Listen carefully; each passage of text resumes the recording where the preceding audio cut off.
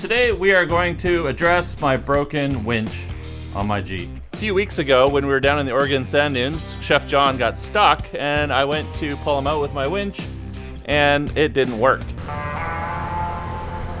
He's just digging down. Stop.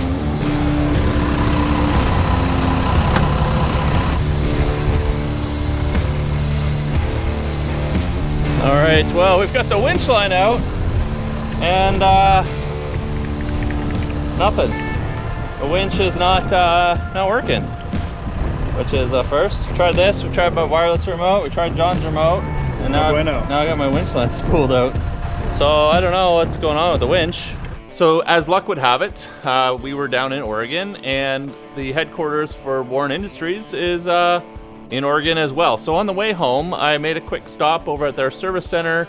We had a look, and what they told me was the two common things that fail in the winch are the solenoids or the motor. And the solenoids will usually have some sort of symptoms of clicking, and the motor, well, just nothing happens. And that's what's happening with my winch right now. Just nothing. When I plug in the remote and go to spool it in or out, there's no noise, no motor turning, no solenoids clicking or anything like that. So while I was there, grease all over me.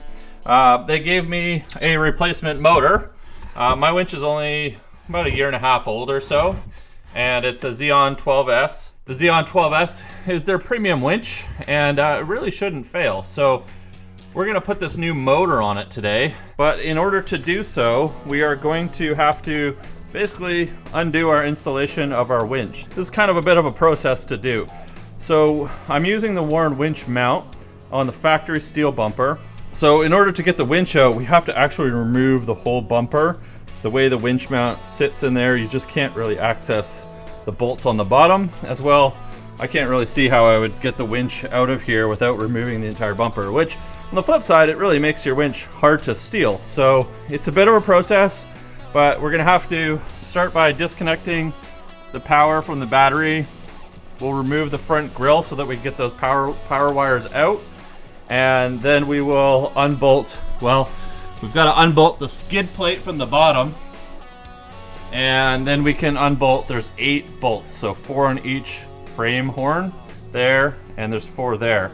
And 2 of them are really hard to get at. To get at 2 of them, you're gonna want some of these wobbler bits, or I don't know what the actual real name is for them, but they allow you to get some of your extensions into some really nice tight places. So I've got a few of those in my toolbox, a bunch of extensions, and yeah, we're gonna get that bumper off, get the winch out, and then we're gonna disassemble the winch because we have to take it apart to add that new motor to it. So I thought this would be an interesting vlog and video for the day. Hopefully this fixes it, but we'll find out towards the end of this video. So before deciding that we needed to disassemble the whole bumper and pull the winch out, the first thing I checked is all of our connections. So if your winch isn't working and you have it directly connected to the battery, there really isn't a lot of troubleshooting. Make sure your negative terminal as well as your positive terminal are secure and not moving around at all, but everything else is really tight in here.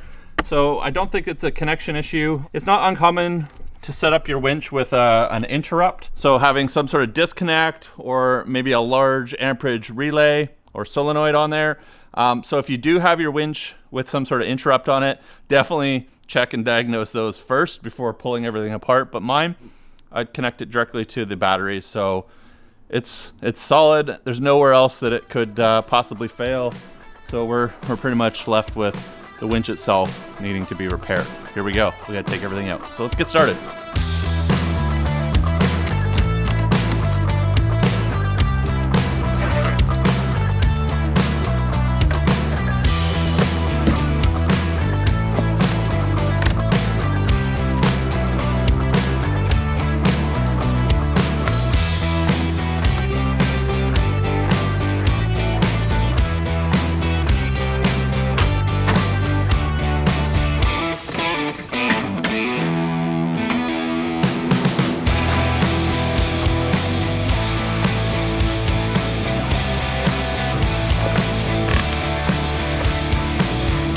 So I'm kind of midway through this, and I've got the grill off. I was just pulling out the wiring and unrouting it down through the bumper, I've come across something that could be the culprit with our problem.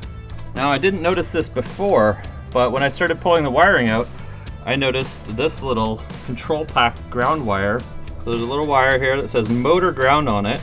This connects up to the control pack, and normally this would be connected down behind the winch to one of the bolts that the negative cable is connected to. So I don't know if this is the issue, but this should be connected to something. So I've just quickly reconnected the wires on the winch back up to the positive and negative terminals, and I'm going to put a new connector on this and just temporarily ground it out to something. I'm not sure how this got knocked off or pulled out. Maybe a stick got jammed in there or something. Who knows? But let's get this grounded out and see if it fixes the problem, because that'll save us taking the whole bumper off. Let's get a new terminal put on here. I might actually look at extending this wire out into a better ground location so that it isn't jammed back in here like that. And we'll go from there.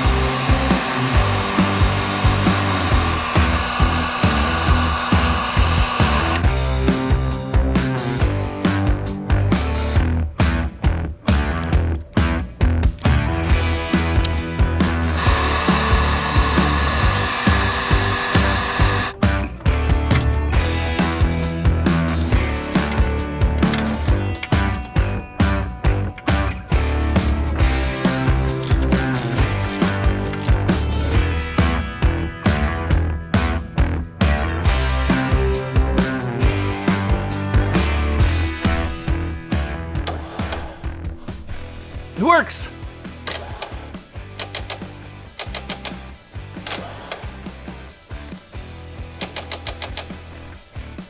Sort of.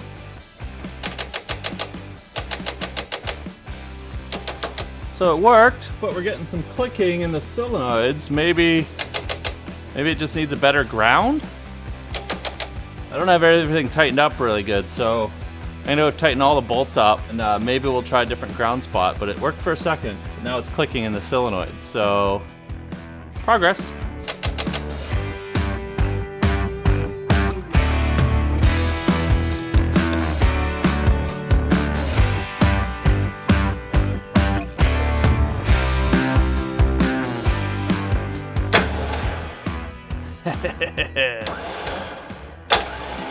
It's good. Well, I don't know what to say, guys. That's a huge relief. But sometimes it's not what you expected. I'm a little frustrated at myself that I didn't catch that wire being loose. So, yeah. Awesome. So just to recap what we did, I took the ground wire for the control box that would normally be grounded out on the bottom of the winch with one of the winch bolts, which I guess somehow just got hit by something and wasn't connected. So all I did was connected a new wire. We just put a crimp connector on, put some heat shrink over it, extended the wire out, put a new eyelet on, and I found this little bolt here that I pulled out to ground it out, which looks like it's going through the chassis and everything, so it seems to be working as a good ground. And this is going to be a much better location because we'll zip tie this out onto the wire here so it's out of the way, and as well it's a little protected with the main power lead coming off the winch. And we'll just leave that connected, so we'll button everything back up. I'm a little bit frustrated that I didn't catch that myself, seeing that control pack ground wire wasn't connected. But I did stop by the Warren Service Center. They had a look at it, poked around, and they didn't see it either. So lesson be learned for you guys. Make sure that your winch control pack also is grounded out properly. And that wire is a really small gauge wire and really in a bit of a precarious place the way that it routes down the back normally, and easy for something to knock it and rip it off its connector. So I'll see you guys next week.